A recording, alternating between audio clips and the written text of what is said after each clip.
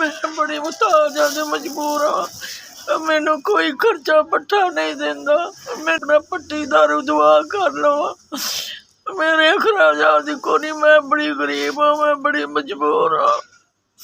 पुत्र मैनू नहीं देंदे। मैं लोगों को रोटी पानी मंग मुंग के खानी है, कपड़ा जुत्ती लोगों को मंग के पानी है। मेरे पल्ले कोई शय नहीं है।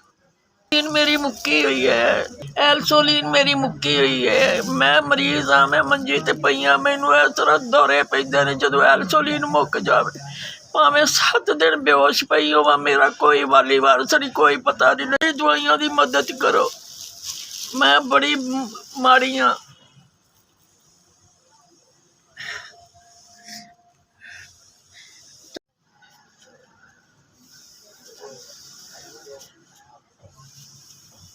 सलाम अलैकुम। तेनू तंदुरुस्ती जिंदगी सेहत देवे, सदा सलामत रवो।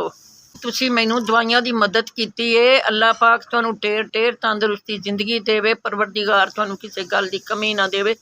अल्लाह पाक तुहानू सदा ही सलामत रखे। मेरे गरीबनी दी मदद 5000 कीती जे।